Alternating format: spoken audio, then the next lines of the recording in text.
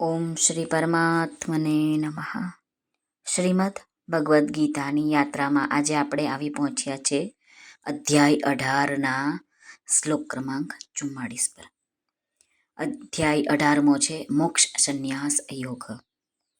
આ શ્લોકમાં ભગવાન વૈશ્ય અને શૂદ્રોના સ્વાભાવિક કર્મો બતાવે છે. તો ચાલો આપણે ભગવાનની વાણીમાં સાંભળીએ કે શું કહેવા માંગે છે ભગવાન. શ્રી ભગવાન ઉવાચ કૃષિગૌ રક્ષ્યવાણિજ્યં વૈશ્યકર્મ સ્વભાવજં પરિચર્યાત્મકં કર્મ શૂદ્રસ્યાપિ સ્વભાવજં. શ્રી ભગવાન અર્જુનને કહે છે, ખેતી, ગોપાલન અને ખરીદવા વેચવા રૂપી સત્ય વ્યવહાર આ વૈશ્યના સ્વાભાવિક કર્મો છે. હવે ભગવાન કહે છે કે સત્ય વ્યવહાર એટલે શું? તો વસ્તુઓને ખરીદતી કે વેચતી વખતે તોલ, માપ કે ગણતરી કરતાં ઓછું આપવું અથવા વધારે લેવું, તેમજ વસ્તુને બદલીને કે એક વસ્તુમાં બીજી વસ્તુ ભેળવીને આપી દેવી અથવા તો સારી લઈ લેવી, નફો, આડત અને દલાલી નક્કી કરીને એના કરતાં પણ વધુ કિંમત લેવી કે ઓછી આપવી તથા જૂઠ, કપટ, ચોરી અને બળજબરીથી કે બીજા કોઈ પ્રકારે બીજાનો હક છીનવી લેવો, આ બધા જ દોષો વિનાનો જે સત્યતાપૂર્વક પવિત્ર વસ્તુઓનો વેપાર છે એનું નામ કહ્યું છે ભગવાને સત્ય વ્યવહાર. આ વૈશ્યના સ્વાભાવિક કર્મો તથા સર્વ વર્ણોની સેવા કરવી શુદ્રનું પણ સ્વાભાવિક કર્મ છે. હવે રામસુખદાસજી મહારાજ વર્ણવે છે કે શુદ્ધ વ્યવહાર કોને કહેવાય. મહારાજ કહે છે કે જે સ્થળમાં, જે સમયે, જે વસ્તુની આવશ્યકતા હોય, લોકોના હિતની ભાવનાથી તે વસ્તુ તે જ સ્થળે પહોંચાડવી, પ્રજાની આવશ્યક વસ્તુઓના અભાવની પૂર્તિ કેવી રીતે થાય, વસ્તુઓના અભાવમાં કોઈ કષ્ટ ન થાય, આવા ભાવથી સચ્ચાઈની સાથે વસ્તુઓનું વિતરણ કરવું, એને કહેવાય છે શુદ્ધ વ્યવહાર. ભગવાન શ્રી કૃષ્ણ પોતાને વૈશ્ય જ માને છે, કારણ કે ભગવાન ગોકુળમાં નંદ બાબાના દીકરા તરીકે પણ કહેવાય છે. તો નંદ બાબા ગોપાલન કરતા હતા, માટે ભગવાન શ્રી કૃષ્ણે જાતે જ ગાયો અને વાછરડાઓને ચરાવ્યા છે. મનુસ્મૃતિમાં કહ્યું છે કે પશુઓની રક્ષા કરવી, પરંતુ અહીં ભગવાન પોતાના જાતિભાઈઓને જાણે એમ કહે છે કે તમે લોકો બધા પશુઓનું પાલન અને તેમની રક્ષા ન કરી શકો તો ઓછામાં ઓછું ગાયોનું પાલન અને તેમની રક્ષા જરૂર કરજો.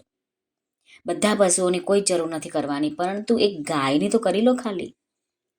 ગાયોની વૃદ્ધિ ન કરી શકો તો કોઈ વાત નહીં, પરંતુ તેમની રક્ષા જરૂર કરજો, જેથી આપણું ગોધન ઘટી ના જાય. એટલા માટે આજે વૈશ્ય સમાજે ગાયોની રક્ષામાં પોતાનું તન, મન, ધન અર્પણ કરી દેવું જોઈએ. તેમની રક્ષા કરવામાં પોતાની શક્તિને બચાવીને ન રાખવી જોઈએ.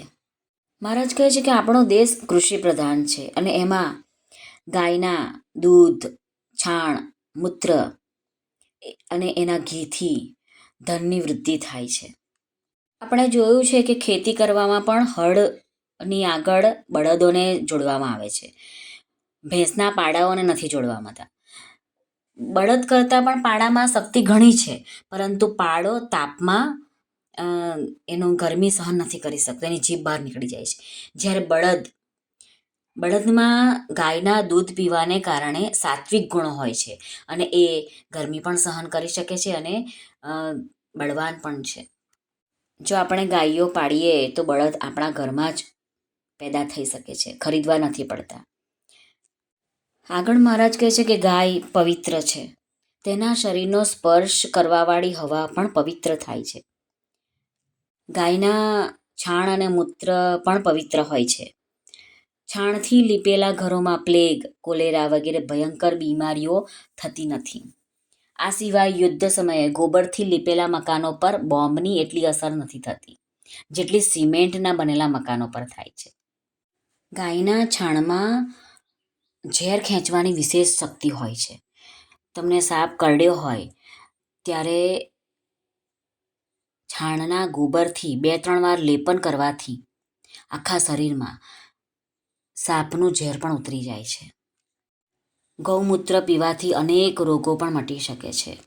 ઉપરાંત ગાયના છાણથી બનેલા ઉકરડાને ખેતરમાં નાખવાથી એક કુદરતી ખાતર બની જશે. એનાથી સારી એવી ઉપજ પણ ખેતીમાં મળશે.